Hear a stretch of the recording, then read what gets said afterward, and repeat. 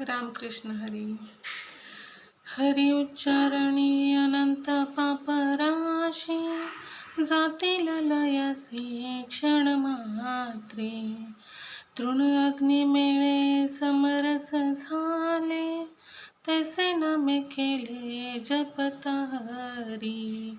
हरी उच्चारण मंत्र अगाध, फळे भूत बाधा भेणे आजे. ज्ञानदेव म्हणे हरी माझा समर्थ, न करवे अर्थ उपनिषदा. हरिपाठाचा हा 11वा अभंग. याच्यामध्ये माऊली आपल्याला सांगतात की ज्याप्रमाणे गवताच्या गंजीला अग्नीचा स्पर्श होतो आणि पूर्ण गंज जळून खाक होते, त्याचप्रमाणे आपल्या मानव जातीच्या देहामध्ये किंवा आपल्या जीवनामध्ये आपण अनंत पापे करत असतो.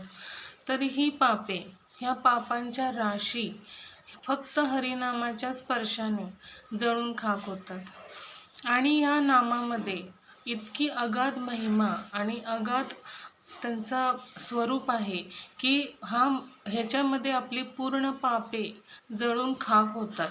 आपलं प्रारब्ध सुधारायला लागतं. हरिनामाचा हा महामंत्र, हरिनाम हा एक महामंत्र आहे आणि त्याच्यामध्ये अगाध आणि अमाप शक्ती आहे.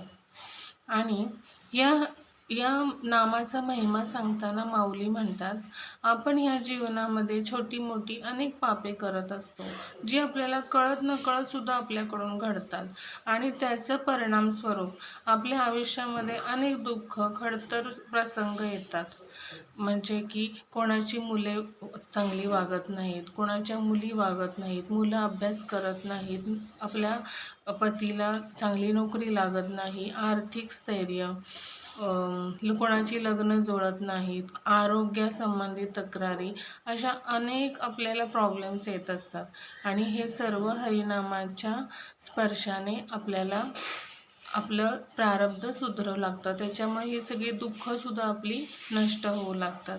पुढे जाऊन माऊली सांगतात की हरी व त्याचे नाम एवढे अलौकिक आहे की अशा हरीच्या स्वरूपाच्या व त्यांच्या नामाच्या सामर्थ्याचा महिमा हे वेद उपनिषदसुद्धा वर्णू शकत नाहीत. इतकं नाम श्रेष्ठ आहे. म्हणून हरिपाठ करा, हरिनाम करा. नमस्कार.